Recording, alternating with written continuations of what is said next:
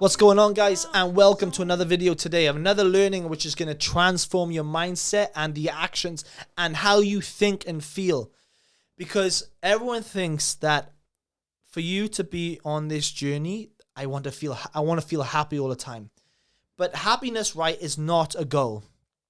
Happiness is a result of an action, which is a plan, which is a goal which you've set out. So if you set yourself a goal, from that then mapping out the plan on how you're going to do that, the result when you complete it is happiness, is contentment, is fulfillment, is confidence. That's how you get the happiness out of this. That's how you get to start feeling a certain way and acting a certain way. And as you've noticed on this journey right now, we've done a lot of changes. We've worked on a lot of things, and you're probably doing things right now which you've never done before, and you're starting to feel a different way, which is amazing. But at stages in your life, you're never going to feel happy all the time. You're a human. We go through emotional highs and lows all the time. But at the same time, you can stay in a state of mind as long as you want, as long as you accept it. So you could stay in a negative mindset as long as you want if you want to. And if you want to stay in a positive one, you can shift your perspective to that. Because I'm going to give you a fine example right now. And this is how your state of mind works, how you can change the way you think, where you feel, and where you act. Because you've got to change all these. You've got to change the way you think. You've got to be aware of the way you talk to yourself. You've got to be aware to the way you act. What is benefiting you? What isn't? So, in saying that, if I said to you right now that explain to me or say to yourself, give me one of your worst case scenarios. Give me one of your worst experiences. And when you think about that right now and it takes you back to that bad experience, I bet you feel pretty shitty right now. I bet you don't feel that good. And it's just exactly the same as that when I say, think about experience one of your proudest moments. Think about one of your proudest moments. How does that make you feel right now? You feel pretty good, right? I could think about one of my best experiences and it takes me back to that emotion. So you know right now, as we're speaking, as we're talking, that when we put our attention on something, it makes us feel a certain way, act a certain way, and starts to change the way we feel and think. So if I said to you, where your attention goes is where your energy flows to. So your energy is going to flow to a good state or a negative state. So whenever you are feeling in this state and you're feeling, I'm stuck in this rut right now, the ways that you can change that is gratitude, journaling, finding out what you're grateful for, or understanding what it is first and foremost, what is going on, and then starting to change it with gratitude. Then starting to change it with, what's exciting you at the moment? What's the proudest moment for you? Who are you grateful in your life right now for? Who is inspiring you?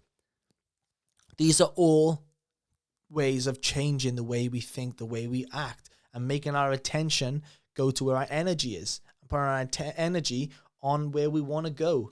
And the result of that is happiness. The result of that is confidence.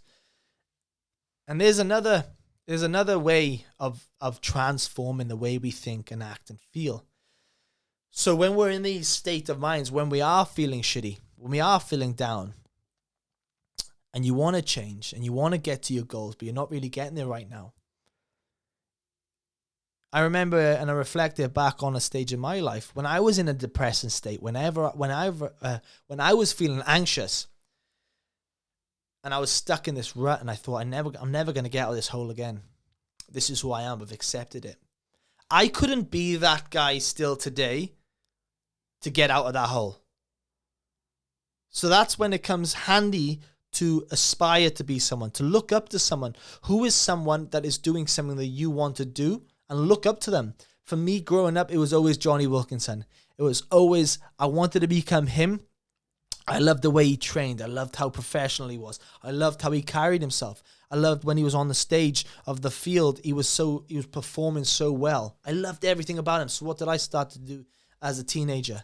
I started to go down the field, taking my balls on my own and kicking for hours on my own, because that's what Jonny Wilkinson would do. I started to hold my hands like Jonny Wilkinson. I started to try and tackle like him. I started practicing kicking on my weaker foot because he was left-footed.